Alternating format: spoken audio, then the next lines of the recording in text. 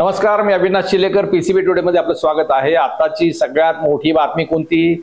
देशामधली. देशाचे केंद्रीय शिक्षण मंत्री धर्मेंद्र प्रधान यांचा राजीनामा झालाय. नीट परीक्षा घोटाळा, नीट परीक्षा पेपर फुटले, त्याची नैतिक जबाबदारी स्वीकारून त्यांनी राजीनामा दिलाय. पण केव्हा? 36 दिवस आंदोलन पेटल्यानंतर. 36 दिवस कॉक्रोच जनता पार्टीच्या वतीने दिल्लीच्या जंतर मंतरवरती आंदोलन सुरू होतं. 26 दिवस सोनम वांगचुक यांच्यासारख्या ज्येष्ठ माणसांनी 65 वर्षाच्या सायंटिस्टनी उपोषण केलं. त्यांना अटक केली, त्यांना रुग्णालयात दाखल केलं. तिथून पुढे अभिजित दीपकेंनी ते आंदोलन कसोशीने चालू ठेवलं. देशभरामध्ये इतका प्रतिसाद मिळाला. देशाच्या 30 शहरांमध्ये आंदोलन पेटलं अक्षरशः. फक्त भारतातच नाही तर विदेशामधले जवळपास 10-15 देशांमध्ये या आंदोलनाला पाठिंबा म्हणून भारतीय लोक रस्त्यावरती उतरले. त्याच्यामध्ये मोदी सरकारला झुकावं लागलं आणि हे आंदोलन यशस्वी झालं. सगळ्यात महत्वाचं, जेन झेड, ज्याला आपण जनरेशन झेड म्हणतो, जे 1997 ते 2011च्या दरम्यानची सगळी मुलं आहेत, ते जनरेशन झेड मध्ये, या मुलांनी, या युवकांनी सरकारला झुकावलं. जे मोदींचं अहंकारी सरकार म्हणत होतं आमच्याकडे राजीनामा होत नाही, त्यांना राजीनामा घ्यावा लागला, द्यावा लागला. हे सगळ्यात महत्वाचं आहे. या पुढच्या काळामध्ये देशामध्ये या आजच्या निर्णयामुळे देशाच्या राजकारणाला फार मोठी वेगळी दिशा मिळणार आहे. इतकंच नाही, जो भाजप आणि मोदी शहा हे अगदी मस्तीमध्ये होते, त्यांची नशा उतरली असं म्हणायला हरकत नाही. या संदर्भात खास चर्चा करण्यासाठी मी आता पाचारण केले ज्येष्ठ सामाजिक कार्यकर्ते मानवजी कांबळे. मानवजी, आपलं स्वागत आहे. विनायक रणसुंबे हे सुद्धा राष्ट्रवादीचे आणि तसे राजकीय कार्यकर्ते, माजी नगरसेवक. विनायकजी, आपलं स्वागत आहे. त्यांच्या कन्या, ह्या दोघींना खास यासाठी बोलवले, परिगा आणि प्रणिती यांना यासाठी बोलवले की जनरेशन झेडचं प्रतिनिधित्व त्या करतात. परवा पिंपरीमध्ये जे अभूतपूर्व एक मोठं आंदोलन झालं याच विषयावरती, त्याच्यामध्ये त्यांनी केलेलं वक्तव्य, त्यांनी केलेली भाषणं ही अत्यंत गाजली. म्हणून खास त्यांना या विषयाचं यश म्हणून त्यांना पण पाचारण केले. मानवजी, या आताच्या निर्णयाचं, धर्मेंद्र प्रधान यांच्या राजीनाम्याकडे तुम्ही नेमकं कसं पाहता? याचे काय परिणाम संभवतात आणि त्याचे या यशाचे खरे धनिक कोण? नाही, 12 वर्षातला जर या मोदी सरकारचा इतिहास पाहिला तर 12 वर्षामध्ये ज्या पद्धतीनं, ज्या अहंकारी पद्धतीनं, ज्या गर्वानं आणि ज्या मस्तीनं हे सरकार चालू आहे, ती मस्ती इथे यांची कुठे गिरवली की नाही याच्याबद्दलची साशंकता आमच्या मनामध्ये होती. त्याचं कारण असं की शेतकऱ्यांचं आंदोलन झालं, 750 शेतकरी मृत पावले, पण या सरकारने ना कृषी मंत्र्याचा राजीनामा घेतला, ना शेतकऱ्यांच्या बरोबर व्यवस्थितपणे चर्चा केली. आणि अनेक घोटाळ्यामध्ये काही मंत्र्यांचे राजीनामे मागितले गेले, पण राजीनामे यांनी दिले नाही. कुठल्या मुख्यमंत्र्यांचे राजीनामे यांच्या पक्षातल्या लोकांनी घेतले नाहीत, कुणाचे राजीनामे घेतले नाहीत. उलट ते सांगत राहिले, जसं तुम्ही प्रास्ताविकामध्ये सांगितलं की आमच्याकडे राजीनामे होत नाहीत. ही मस्ती होती त्यांना. गेल्या 36 दिवसापासून दिल्लीमध्ये जंतर मंतरवर कॉक्रोच जनता पार्टी, त्यांचे नेते अभिजित दीपके आणि त्यांचे सहकारी त्या ठिकाणी आंदोलन करतात. त्यानंतर काही दिवसानंतर या देशातले पर्यावरण तज्ज्ञ, शास्त्रज्ञ, शिक्षण संशोधक 43 देशामध्ये, आंतरराष्ट्रीय 43 देशामध्ये त्यांनी ज्यांना पारितोषिक मिळाले, त्यांनी देशाचं नाव उज्ज्वल केलं अख्ख्या जगभर, असे सोनम वांगचुक हे उपोषणाला बसले, प्राणांतिक उपोषणाला बसले. 1 दिवस, 2 दिवस, 3 दिवस, 4 दिवस, 10 दिवस, 12 दिवस, 16 दिवस वारंवार विनंती करून, ही लोकांनी आवाहन करून, ही सरकार झुकायला तयार नव्हतं, चर्चा करायला तयार नव्हतं. शेवटी 20व्या दिवशी सोनम वांगचुक यांना जबरदस्तीनं त्या हॉस्पिटलमध्ये ऍडमिट करण्यात आलं सरकारच्या वतीने. त्याचं कारण असं होतं की 20 जुलैला संसद सुरू होणार होती, पावसाळी अधिवेशन. त्या पावसाळी अधिवेशनाच्या पहिल्याच दिवशी विद्यार्थ्यांचा प्रचंड मोठा मोर्चा संसदेवर जाण्याचं ठरवलं. तो मोर्चा होऊ नये यासाठी म्हणून षडयंत्र करून सोनम वांगचुक यांना त्यांनी उचललं होतं, परंतु ते उचलणंच या सरकारला मागत. त्याची प्रतिक्षिप्त क्रिया म्हणून हे आंदोलन आणखी तीव्र झालं. आणखी लोक त्या जंतर मंतरवर त्या ठिकाणी एकत्रित झाले आणि न भूतो न भविष्यते अशा पद्धतीचा एक मोर्चा संसदेवर चालून गेला. तो मोर्चा अडवताना ज्या विद्यार्थ्यांच्यावर कुठल्याही प्रकारची दयामाया न दाखवता, सहानुभूती न दाखवता, कुठल्याही पद्धतीनं या विद्यार्थ्यांच्या प्रति सहानुभूतीने विचार न करता त्यांच्यावर लाठीचार्ज करण्यात आला. त्यांच्यावर अश्रुधूर सोडताना, कदाचित वॉटर कॅनन सुद्धा सोडले की नाही मला माहित नाही, परंतु जे अश्रुधूर सोडले ते सुद्धा एक्सपायरी डेट झालेले. ते एक्सपायरी झालेल्या अश्रुधुराची नळकाठी फुटली तर त्याच्यातून विषारी वायू निर्माण होतात, त्याच्यातून माणसाच्या धोका निर्माण होऊ शकतो, हे शास्त्र सांगतं. तर त्यांचं षडयंत्रच होतं की याच्यापैकी काही विद्यार्थी मेले तर मेले. इतक्या निर्दयी पद्धतीने हल्ला केल्यानंतर अख्ख्या देशभर या मुलांच्या प्रती सहानुभूती जागृत झाली लोकांच्या मध्ये, विद्यार्थ्यांच्या मध्ये, तरुणांच्या मध्ये. आणि केवळ एक जंतर मंतर नव्हे, दिल्लीमधलं जंतर मंतर नव्हे, तर देशातल्या शेकडो हजारो ठिकाणी जंतर मंतर निर्माण झाले. जसं शाहीनबागच्या वेळेला पाहिलं होता, हो, शाहीनबाग प्रत्येक गावामध्ये, प्रत्येक शहरामध्ये शाहीनबाग निर्माण झाली. आणि या सरकारला प्रश्न विचारण्यासाठी लोक एकत्र यायला लागले. आपण पुण्यातला पण मोर्चा पाहिला असेल, प्रचंड मोठा मोर्चा 3 दिवसापूर्वी झाला. कालचा जो मोर्चा पुण्यामधला झाला तो तर न भूतो न भविष्य. पुण्यामध्ये आणीबाणीनंतर आम्ही पहिल्यांदा एवढी गर्दी पाहिली. पिंपरीमध्ये झाला ते पण आपण पाहिला तर अनुभवला असेल. खूप मोठा जनरेटा या निर्माण झाला आणि त्या रेट्यामुळेच सरकारवर दबाव आला. गेले 2 दिवस जे परदेशामध्ये नाचतात, जे विमानाने फिरतात, नुसते दिवसाला 10 वेळा कपडे बदलतात, ते रात्री 12 वाजता झोपेतून उठतात भूतासारखे आणि विद्यार्थ्यांची चर्चा करायला लागतात. मोदींना व्हिडिओ करावा लागला रात्री. सेल्फी व्हिडिओ कोण नसताना आजूबाजूला व्हिडिओ करून ते लोक त्या तरुणांशी संपर्क साधायचा प्रयत्न करत होते. आणि मग त्याला त्यांनी असं एक हे देऊन टाकलं, नाव देऊन टाकलं की 20 लाख त्यांचे फॉलोअर्स वाढले 2 दिवसात विद्यार्थ्यांचे. पण त्यांचा तो डाव त्यांना त्याच्या लक्षात होतं की हा डाव आपल्या अंगलट येणार आहे, आपण जरा विद्यार्थी थोडासा समन्वय साधला पाहिजे. आणि आज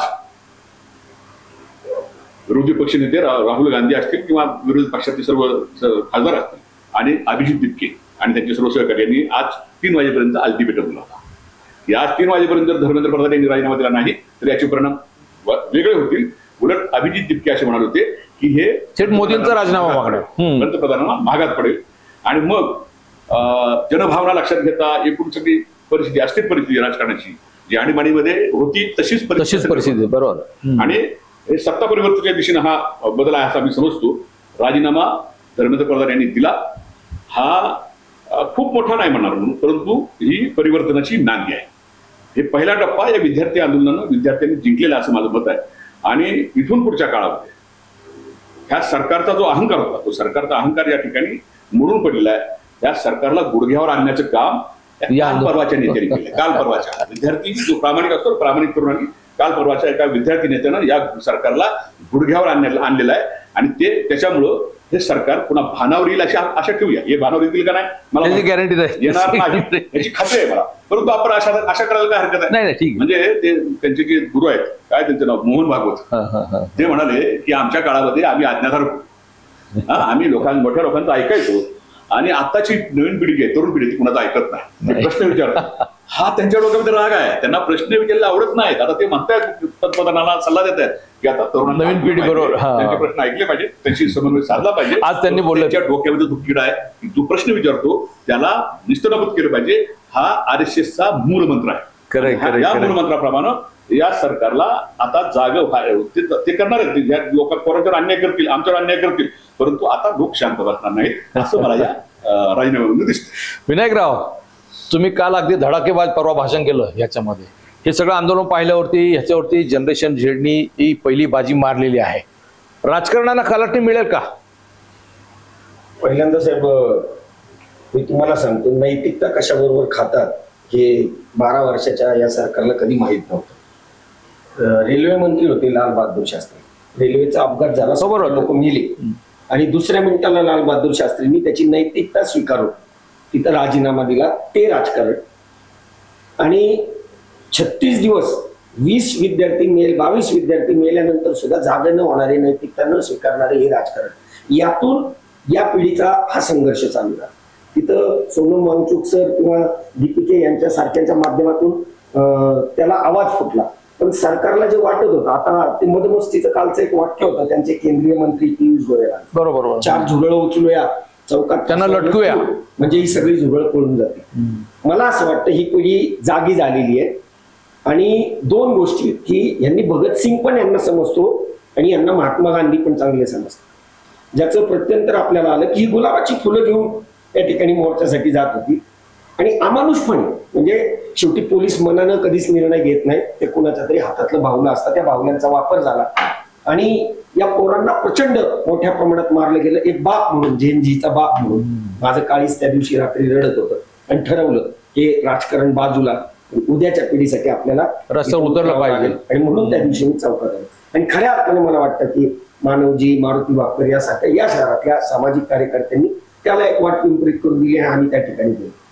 पण त्यातून पण भीती होती, जर एवढा दर्प यांचा राजकारणाचा म्हणजे त्यांच्या केंद्रीय अर्थमंत्री निर्मला सीतारामन त्या म्हणतात परीक्षा फेर झाली, मुलांना वेळ मिळाला आणि चांगल्या मार्काने. निर्लज्जपणाचं माझी पोरगी स्वतः जेव्हा नीटला गेली, मला माहितीये 2 वर्षाची कष्ट करून नीटला गेल्यावर त्या ठिकाणी पोरं किती प्रेशर मध्ये असतात. पेपर देऊन येताना मामुर्डीतून तिला गाडीवर आणताना मी म्हणतो होतो, बाळ एक नीटची परीक्षा म्हणजे आयुष्य नाही, आयुष्य खूप मोठं असतं. एक पालक म्हणून बघताना जर बघितलं तर आज म्हणजे ज्या सत्तेचा दर्प घेऊन हे सरकार चालत होतं, 12 वर्ष एक बाहेरच्या देशातील चांगली डिग्री घेऊन देशाचं विरोधी पक्षनेते म्हणून राहुल गांधी काम करतात. त्या व्यक्तीचं चारित्र्य हनन करण्याचा यांनी सोशल मीडियाच्या माध्यमातून 12 वर्ष काय पेड अनपेड कसा असेल तो प्रयत्न केला. पण गेल्या मागच्या 4च दिवसात व्याजासकट वसूल झाला. व्याजासकट यांची खरी प्रतिमा या झेंझेनी पुढे आणली. या नव्यानं निर्माण झालेल्या सगळ्या भगतसिंगांचं, सगळ्या झाशीच्या राणींचं मी एक बाप म्हणून मनापासून अभिनंदन करतो. आणि ही लोकशाही टिकवण्यासाठी ही पिढी जागी झाली, जाब विचारती, याचा मला मनापासून आनंद. राजकारण बदलणार का? 100% राजकारण बदलणार. कारण त्यांच्या ग्राउंडवर जाऊन हे खेळत नाहीत. कारण ते धर्माची जी गोळी फेकून मारायचं हिंदू मुस्लिम या झेंझीनी ती गोळी पायाखाली तोडवली. तिथं जाणारा प्रत्येक माणूस हा भारतीय म्हणून दिसत होता.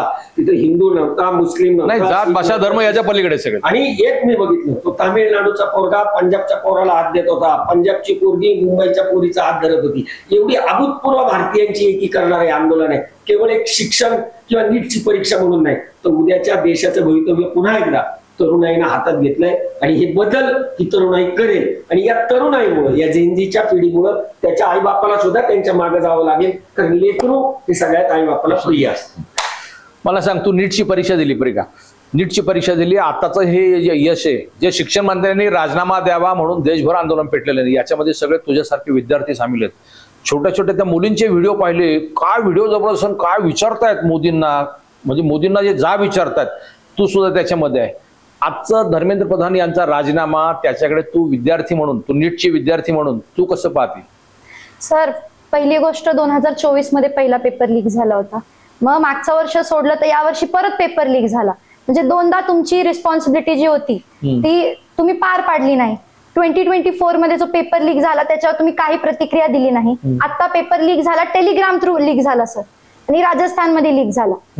आणि त्याच्यानंतर जे पोरांवरचं जे प्रेशर असतं, जे पोरं 2 वर्ष अभ्यास करतात, 25 लाख प्लस पोरं असतात नीट देणारी, कॉम्पिटेटिव्ह एक्झाम देणारी, 2 वर्ष अभ्यास करतात.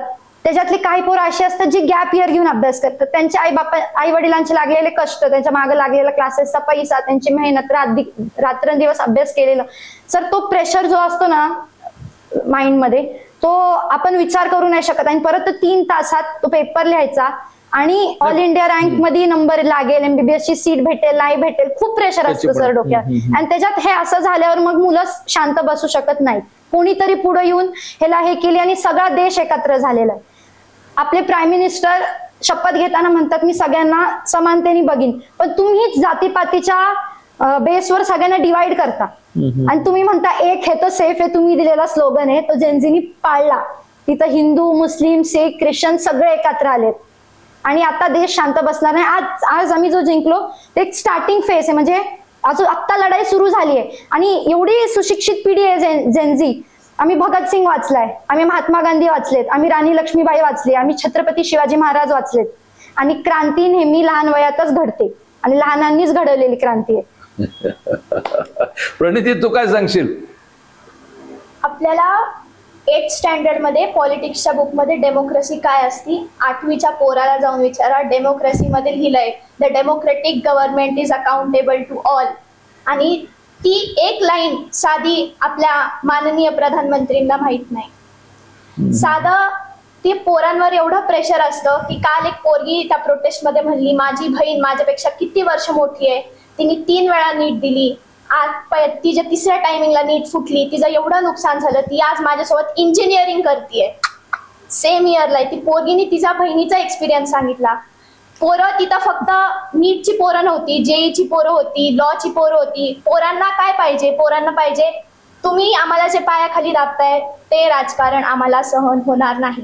जाती धर्माच्या बेसिसवर आम्ही राजकारण सहन करणार नाही. आम्हाला लोकशाहीचं राजकारण पाहिजे. मतदार हा एक राजा असतो आणि तो मतदार राजाचा हक्क तुम्ही आमच्याकडून असं हिरावून घेऊ शकत नाही. नाही, मग याच्यामध्ये तुम्ही दोघी मला परत सांगा, आज जो राजीनामा झाला शिक्षण मंत्र्यांचा, त्याच्यावर तुम्ही समाधानी आहात का? म्हणजे तुमचं जनरेशन म्हणून विचारतो मी. अजून आमच्या 2 मागण्या आहेत, त्या पूर्ण झाल्यावर आम्ही म्हणजे पुढचा स्टेप सांगतील मुलं. कारण का आम्ही समाधानी असं नाही, सगळे पाहिजेत. आणि आजचा जो राजीनामा झाला that is a starting phase. ती पहिलं पाऊल आहे. अजून खूप बदल घडवायचा आहे या देशात. आमच्यापेक्षा मागची पिढी होती ती सहन करू शकत होती सर. आम्ही कोणाला सहन करणार नाही. चुकीला चूक बोलण्याची आम्हाला शिकवण आहे. आणि बाबासाहेब आंबेडकरांनी सांगितलंय गुन्हा करण्यापेक्षा गुन्हा सहन करणारा मोठा अपराधी जास्त अपराधी असतो. खरंय, आणि खरंय. ते शिकलेली ही सगळी जेनझी आहे आणि ही शांत बसणार नाही. बीजेपीची एक हे सर कंगना राणावत, हा. तिने सांगितलं होतं खऱ्या अर्थाने देश 2014ला स्वातंत्र्य झाला, पण खरं सांगायचं गेलं तर 2014ला देश परत पारतंत्र्यात गेला आणि स्वातंत्र्याची लढाई आज कुठंतरी सुरू झाली आहे. हे आमच्या पिढीत वाचतंय सर. क्या बात. आणि हा कुठला पक्षाचा प्रोपगंडा म्हणून आम्ही बोलत नाही. ह्याच्या जागेवर दुसरा कुठला जरी पक्ष सत्तेत असताना तरी जेनझी जर रोडवर उतरला असतं. मानव जी जेनझी वृत्त तुम्ही भवितव्य काय पाहता? म्हणजे हे राजकारण सोडा, कारण या मुलांनी एक धडा घालून दिलेला आहे. जो भाजप सुसाट चालला होता की आम्ही कोणाचं ऐकत नाही, काय नाही वगैरे वगैरे, ह्या जेनझीनी त्याला असा करकचून ब्रेक लावलेला आहे. राजकारणामध्ये आम्ही म्हणजे सर्वस्व, आम्ही खासदार आमदार विकत घेऊ शकतो, आम्ही काही करू शकतो, कोणाची सत्ता आणू शकतो, पाडू शकतो. आमच्या विरोधात विचारणारा कोणी असेल, प्रश्न विचारणारा, त्याला आम्ही बदनाम करून नामोहरम करू शकतो. इतक्या मस्तीमध्ये भाजपची मंडळी आली होती. एक अभिजित दिपके अमेरिकेतून आले, त्यांनी फक्त कॉकरोच जनता पार्टी सहज म्हणून स्थापन केली. त्याला 2-2.5 कोटी लोकांनी फॉलो केलं. आज त्या एका कॉकरोच जनता पार्टीचं म्हणजे खरं तर सुप्रीम कोर्टात जे चीफ जस्टिस आहेत सूर्यकांत, त्यांचे आभार मानायला पाहिजेत की ते फक्त बोलले ही आजचे बेरोजगार युवक म्हणजे झुराळ, त्याच्यातून हे सगळं निर्माण झालेलं आहे. त्यांचे आज खरं त्या अर्थाने यश मानायला पाहिजे की हा सगळा समाज त्या निमित्ताने एक झाला. मानवजी, ह्या सगळ्या आंदोलनातून पुढचं भवितव्य काय दिसतं तुम्हाला? नाही, ही पिढी जी पाहतोय मी गेल्या साधारणपणे 1-2 वर्षापासून मी पाहतोय, ही पिढी खूप प्रगल्भ आहे. ही जेनझी ज्याला म्हणतो आपण, ही पिढी खूप प्रगल्भ आहे आणि ती त्यांच्या एकूण कृतीमध्ये हे दाखवते. आता ह्या कालच्या परवाच्या आंदोलनामध्ये सुद्धा त्यांच्या घोषणा ज्या होत्या, जब जब मोदी डरता है पोलीस मुस्लिम करता है. आमची घोषणा त्यावेळेला काय असायची? सरकार आमची डरती है, पोलीस इसको आगे करते, अशी आमची घोषणा असायची. परंतु ह्या विद्यार्थ्यांची घोषणा काय की जब जब मोदी डरता है, मोदी म्हणजे ह्या सरकारचं प्रतीक आहे ते धर्मांध सरकारचं, तब तब काय हिंदू मुस्लिम करताय. याचा अर्थ ह्या तरुणांना आता हे हिंदू मुस्लिम मान्य नाहीये. मान्य आहे. जे 2013-14 साली यांना जमलं, ह्याच त्यावेळची जी जेनजी होती ती जेनजी फार बिघडलेली होती असं आमचं म्हणणं आहे. आणि ते धर्माच्या प्रभावाखाली धर्माच्या एकूण धार्मिक विषयाला किंवा धर्मांध विचाराला प्रोत्साहन देणारी होती. अर्थात त्याला मागची काँग्रेस सरकारचे 10 वर्षाच्या कारणीभूत आहे. बरोबर. ते त्यांच्यावर ज्या भ्रष्टाचाराचे आरोप झाले होते पुढे जाऊन अर्थात ते खरे ठरले नाही, नंतर जावा. परंतु त्यावेळेस जे वातावरण तयार झालं होतं आणि मुद्दाम हा विषय सांगितला पाहिजे की त्यावेळेला जे 2011-12 जे आंदोलन झालं अण्णा हजारेंचं, ते अण्णा हजारेंचं आंदोलन मुळात मागच्या दारांनी किंवा मागच्या पडद्याच्या आड RSSने चालू होतं. RSS भाजप होती त्याच्यात. मी हे काम म्हणून सांगतोय की त्या पापामधला मी एक साथीदार आहे, सहभागी आहे. त्याच्यामुळे मला हे सांगावं लागेल की आम्ही त्या बोललो आणि त्या आंदोलनामध्ये प्रचंड ताकदीनं आम्ही त्यामध्ये उतरलो होतो. आपण सर्व साक्षीदार. बरोबर. आणि त्याच्यामुळे सरकार बदललं आणि हे जे सरकार आहे जे आता जे म्हणलं ना, आता जी परिगा म्हणाली की कंगना राणावत म्हणाली की 2014 मध्ये स्वातंत्र्य मिळालं आणि तिला असं वाटतंय की 2014 मध्ये देश गुलामीत गेला किंवा गुलामीमध्ये गेला. तर हे म्हणणं खरं आहे. ही जी मानसिकता आहे तरुणांची, ही या देशाला पुढे घेऊन जाईल. जो महात्मा गांधींचा विचार होता, जो डॉक्टर बाबासाहेब आंबेडकरांचा विचार होता, जो शहीद भगतसिंगांचा विचार होता, तो विचार पुढे घेऊन जाणारी प्रगल्भता आता या विद्यार्थ्यांच्या मध्ये आली आहे किंवा येते आहे असं समजायला हरकत नाही. जर विद्यार्थी कुठल्याही जातीचा, भाषेचा, धर्माचा, राज्याचा, प्रांताचा विचार न करता एक देश म्हणून, त्या देशाचं भवितव्य म्हणून त्या देश संविधानात्मक पद्धतीने चालला पाहिजे याच्याबद्दल आग्रही असेल, म्हणजे आज आपण पाहिलं असेल जंतर मंतरवर ही एक मोठी मागणी त्यांची मान्य झाली त्या अगदी अगदी विद्यार्थी प्रश्न नाही. मोठी मागणी आहे. आमच्या काळातले कार्यकर्ते असते तर आम्ही म्हणतो ठीक आहे ही मागणी आता आपण मान्य करून घेतली, आता आपण थांबूया, पुढच्या मागण्यासाठी पुन्हा संघर्ष करू, ही आमची पद्धत होती. पण आता हे विद्यार्थी म्हणतायत आम्ही थांबणार नाही, आमच्या हे 2 मागण्या आणखी पूर्ण झाल्या पाहिजे. बरोबर. प्रत्येक म्हणजे आत्महत्याग्रस्त विद्यार्थ्याला कोटी रुपये. आत्महत्याग्रस्त विद्यार्थी आहेत त्यांच्या घरच्यांना 1 कोटी रुपयाची मदत मिळाली पाहिजे आणि या विद्यार्थ्यांच्यावरची गुन्हे मागे घेतले गेले पाहिजेत. त्याचबरोबर इथून पुढच्या काळामध्ये विद्यार्थ्यांच्यावर अशा पद्धतीनं अन्यायकारक हे करता येणार कारवाई लाठीचार्ज नाही करता. त्यांना लेखी स्वरूपामध्ये आश्वासन पाहिजे. ते जोपर्यंत मिळत नाही तोपर्यंत हे उठणार उठणार नाही. आमच्या काळात जर आम्ही असतो तर आम्ही आजच फटाके उडवले असते. आलं का लक्षात? तर हा फरक आहे. हा फरक आहे. आम्हाला समजायला कदाचित जास्त काळ लागत होता, परंतु आमच्या समजण्याचा काळ आणि ह्या मुलांना वस्तुस्थिती समजण्याचा काळ याच्यामध्ये प्रचंड अंतर आहे. ते खूप लवकर समजतात. ते अर्थात ती जनरेशन गॅप असू शकते, पण ही जनरेशन गॅप आशादायी आहे. म्हणजे आपण नेहमी म्हणतो येणारी जनरेशन ही मूर्ख असते असं आमची पिढी म्हणायची. फार मॅच्युअर्ड आहे. तर आताची येणारी पिढी ही आमच्यापेक्षा मॅच्युअर आहे हे आम्ही समजलं पाहिजे. आणि या तरुण ज्यावेळेला सकारात्मक भूमिका घेतील, एखादी देशाच्या प्रती एखादी चांगली भूमिका घेतील, तर त्यांच्या पाठीशी उभं राहणं हे आता सगळे अहंकार सोडून, सगळ्या प्रकारचे आपल्या डोक्यातले मतभेद सोडून या तरुणांच्या मागे उभे राहणं आणि त्यांची ताकद वाढवणं हे आपण स्वीकारलं पाहिजे. असं ह्या एकूण आंदोलनामधून मला दिसतंय. ह्या देशामध्ये मी आशावादी कार्यकर्ता असल्यामुळं 2014 पासून वाट पाहतोय. आज उजाडेल, उद्या उजाडेल, परवा उजाडेल, पण आता किलकिल झालंय. जरा ते लाल दिसायला लागले. ते आवाज जरा लाल दिसायला लागले. आता सूर्य उगवेल, झुंजू झालंय. सूर्य उगवेल याच्या अशी दिशा दिसते आहे. आणि हा उगवेल. आता फक्त एवढाच काळ आहे की हा मधला 2-3 वर्षाचा काळ आहे. त्या राजकारणावर आपण नंतर बघू, पण ह्या 2-3 वर्षाच्या काळामध्ये हे वातावरण किंवा ही जी मानसिकता आहे, ही मानसिकता सर्वसामान्य लोकांच्यापर्यंत पोहोचवण्याचं काम आपल्याला करावं लागेल.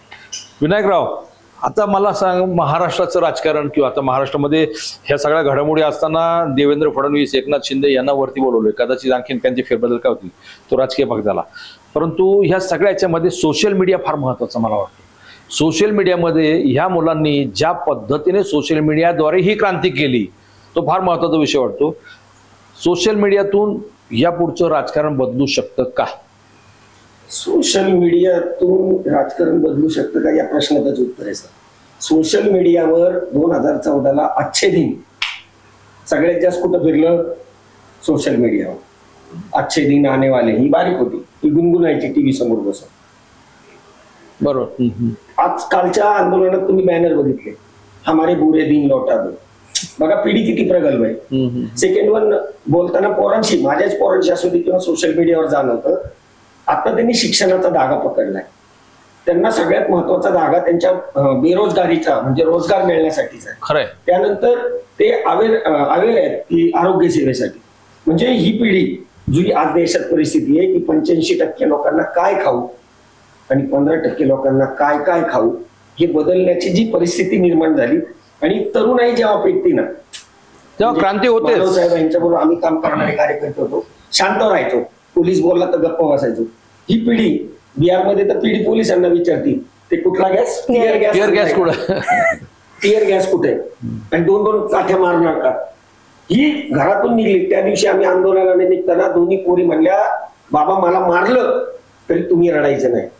त्यांची मानसिकता आहे. सत्य खऱ्याला खरं आणि खोट्याला खोटं. इथं काय व्हायचं, व्हॉट्सअप युनिव्हर्सिटीमध्ये खोटं पेरलं जायचं आणि ते भरभर उगवायचं. म्हणजे सोशल मीडियाचा वापर त्यांनी केला.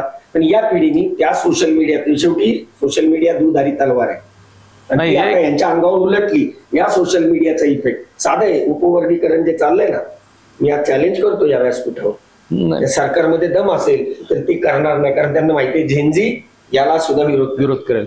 मला तुम्हाला दोघींना विचारायचंय, सोशल मीडियाचा तुम्ही वापर केला का ग याच्यामध्ये? सोशल मीडिया हे खूप इम्पॉर्टंट प्लॅटफॉर्म ठरले या प्रोटेस्टसाठी. कारण जंतर मंतरवर जे अपडेट्स आहेत ते सगळ्यांपर्यंत पोहोचले की कशात, म्हणजे ह्यांनी खोटं सांगितलं की पोलिसांना पहिले मुलांनी मारायला सुरू केलं, पोलिसांच्या गाड्या तोडण्यात आल्या, पण खरं अर्थाने ते जे गाड्या आहेत ते त्यांनीच तोडल्या होत्या. मुलांनी फक्त बॅरिकेड ढकलायचा प्रयत्न केला, तेव्हा पोलिसांनी टिअर गॅस हे केले आणि आम्ही आमच्या प्रोटेक्शनसाठी मारायला सुरू केलं होतं. कारण का प्रोटेक्शनसाठी मारणं हे गुन्हा नाही येतो. आणि मला एक विचारायचं आहे, तुम्ही आम्हाला प्रश्न विचारताना तुमची चूक दाखवताना म्हणता की आम्ही टेररिस्ट आहे, अँटी नॅशनल आहे. आम्ही मान्य पण करू आम्ही टेररिस्ट अँटी नॅशनल आहे. माझा प्रश्न आहे गृहमंत्र्यांची की एवढे सगळे टेररिस्ट भारतात आले कुठून, तुम्ही काय करत होते? मी परवाच एक रील मध्ये बघितलं, NDTVची रिपोर्टर म्हणत होती सोनम वांगचुकजीला एकदम व्यवस्थित रिस्पेक्टफुली नेलं. तिथून पोरगा तिला ओरडत होता, आप ऐसे कैसे बोल सकते हो, सोनम जी को कैसे उठा के लिया जा रहा है. हे सगळं रियालिटी आपल्याला न्यूजवर जी गोदी मीडिया म्हणतो ना, ती लिटरल पोरांनी ते गोदी मीडियाला पण टार्गेट केलं की तुम्ही असं बोलू शकत नाही, तुम्ही खोटं बोलू शकत नाही. सोशल मीडिया जरी आम्हाला म्हणलं की तुम्ही कॉक्रोच आहे, तुम्ही इंस्टाग्राम स्क्रोल करता, तुम्हाला बाकी काही येत नाही, त्याच इंस्टाग्रामवर आज सत्य परिस्थिती दिसत होती. आणि तुम्ही एक बाजूला घोषणा देता बेटी पढाओ बेटी बचाओ, त्या आंदोलनामध्ये जंतर मंतरला मुलींना किती गहाण प्रकारे मारण्यात आले, त्यांचे कपडे फाडण्यात आले. हे कसं बचवून घ्यायचं? आणि तुम्ही शांत कसे बचले? तुम्ही मागच्या दाराने पळून गेले, तुम्ही बोलले नाही त्याच्यावर काहीच. आणि तुम्ही परवा रात्री फोन घेता आणि म्हणता फ्रेंड्स. कुठल्या तोंडाने तुम्ही फ्रेंड्स बोलताय? ही पिढी नरेंद्र मोदींना जाब विचारणार, मोदी त्यांना उत्तर देऊ शकत नाही. मोदी काय, त्यांच्या मंत्रिमंडळातले कोणी सहकारी ह्या पिढीला उत्तर देऊ शकत नाही. म्हणजे आता एक लक्षात आलं, अभिजित दिपके हे 2 महिन्यापूर्वी कुठे होते? अमेरिकेमध्ये होते. कॉक्रोच जनता पार्टी कशी स्थापन झाली? सुप्रीम कोर्टाचे चीफ जस्टिस सूर्यकांत यांनी बोलले, झुरळं. त्याच्यामुळे त्यांनी सहज वेबसाईटवरती कॉक्रोच जनता पार्टी स्थापन केली. रात्रीतून त्याला 2-2.5 कोटी फॉलोअर झाले. अभिजित दिपके तिकडच्या अमेरिकेतला चांगला लाखोचा जॉब सोडून इकडे आले. कशासाठी? की त्यांना दिसतंय की इथे काय परिस्थिती आहे. त्यांच्या भोवती सगळी युवा शक्ती जागी झाली आणि जनरेशन झेड हे सगळं एकवटलं. अभिजित दिपकेंचं म्हणणं मला फार आवडलं यासाठी की युरोप, अमेरिकेमध्ये, चायनामध्ये चर्चा काय सुरू आहे की जगामध्ये आता AI संदर्भात काय घडामोडी आहे. म्हणजे जग कोणती चर्चा करते ना, आपल्याकडे चर्चा काय चाललेली आहे की हिंदू मुस्लिम. हा त्यांच्या त्या 1-2 वाक्यामधला विचार जो आहे तो विचार पटला, तो विचार ह्या पिढीने ऍक्सेप्ट केला. इथं राजकारण किती सडलेलं आहे. भाजप ज्या पद्धतीने गेल्या 12 वर्षामध्ये मोदींच्या नेतृत्वाखाली राजकारण करत आहे, सगळी ध्येय धोरणं बदलते आहे, हे पाहिल्यावरती या पिढीला प्रश्न पडला की आम्ही आणखी 200 वर्ष पुढे जाणार की 200 वर्ष मागे जाणार. या पिढीने त्याची म्हणजे विश्लेषण केलं, पोस्टमॉर्टम केलं. ज्या ज्या वेळेस भाजपचं सोशल मीडिया ह्या मुलांना फेक नॅरेटिव्ह पचवायचा प्रयत्न करत होते, फेक नॅरेटिव्ह सेट करायचा प्रयत्न करत होते, त्या वेळेस ह्या पिढीने त्याच्यावरती तुटून पडले. भाजपचं सोशल मीडिया IT टीम किती खोटी आहे. भाजपचं संपूर्ण सोशल मीडिया टीम आणि IT सेल हे सगळं ह्या आंदोलनामध्ये एकदम फज्जा उडाला, अपयशी ठरलं. भाजपवाल्यांनी एक रील टाकला तर ही पोरं 100 रील त्याला काउंटर करणारे टाकायची. त्याचा परिणाम 8-10 कोटी रील्स या मुलांच्या फेवर मधले आले. जगभरामध्ये त्या विषयावरती सहानुभूती तयार झाली आणि भाजपला अखेर त्याच्यामध्ये माघार घ्यावी लागली, झुकावं लागलं. हे सगळ्यात मोठं या आंदोलनाचं यश आहे. मला वाटतं बुरसटलेलं यापर्यंत आतापर्यंत जे राजकारण आहे, म्हणजे काँग्रेसने केलं काय, भाजपने केलेलं काय, हे राजकारण या पुढच्या काळात चालणार नाही. या पुढच्या राजकारणामध्ये डेव्हलपमेंट, मुलांची बेरोजगारी, शिक्षण, शेतकऱ्यांचे प्रश्न, कामगारांचे प्रश्न या विषयावरच बोलावं लागेल. जर तुम्ही हिंदू मुस्लिम प्रत्येक विषयामध्ये हिंदू मुस्लिम करत बसलात. सोनम वांगचुक म्हणे चायनीज दलाल आहेत. अभिजित दिपकेंच्या आंदोलनाला कतारमधून झोमॅटो स्विगीद्वारे फूड मिळते. अरे हे काय विषय झाले का? पण या विषयावरती ही पिढी बिलकुल सहन करणार नाही. खोटेपणा त्यांचा. हे जे म्हटलं, मी एक रील बघितली, एक मुलगा मध्य प्रदेश मधून आला होता, तो डबा खात होता. त्यावेळी नेमका रिपोर्टर त्याच्याजवळ गेला, त्यांनी डबा लपवायचा प्रयत्न केला. मानव साहेब, हो, त्याच्यामध्ये साधे शेंगदाणे वगैरे. डबा बाहेर काढायला लावला, त्यांनी डबा उघडला. साहेब, डब्यात काय होतं? घरून भाजून आणलेल्या शेंगा आणि कांदा आणि घरातलं लोणचं होतं. साहेब, जर परदेशी फंडिंगवर आंदोलन झालं असतं तर पोरं रस्त्यावर उठली नसती. याच्यामध्ये भाजपचा खोटेपणा इथं उघडा पडला. भाजपला थोडक्यात ह्या पिढीने भाजपचं वस्त्रहरण केलेलं आहे. त्याच्यामुळे भाजपवाल्यांनी 4 वेळा विचार करायला पाहिजे. यापुढे तुम्हाला केंद्रात, राज्यात काय, देशामध्ये 20-22 राज्यामध्ये सत्ता आहे. या पुढच्या काळामध्ये सत्ता गाजवायची असेल तर या पिढीला विचारात घेतल्याशिवाय तुम्हाला जमणार नाही. आज केंद्रीय मंत्री धर्मेंद्र प्रधान यांनी राजीनामा देताना देशातील युवा शक्ती ही सर्वात पॉवरफुल आहे हे मान्य केलंय. हे त्यांचे त्या बाबतीत आभार, त्यांनी हे मान्य केलंय. आणि नरेंद्र मोदी सांगतात देशाचं भवितव्य हे युवा पिढीच्या हातात आहे. त्या युवा पिढीला जर तुम्ही दुर्लक्षित करणार असाल तर ते सहन करणार नाही. तुमचा ज्येष्ठ म्हणून मान राखतील, आई वडिलांचाही मान राखतात, परंतु योग्य ठिकाणी त्याचं जाब विचारतात. जाब विचारणारी ही पिढी आहे. आजवर 12 वर्षात एकही प्रेस कॉन्फरन्स घेतली नाही नरेंद्र मोदींनी. त्यांना प्रश्न विचारायचा कसा?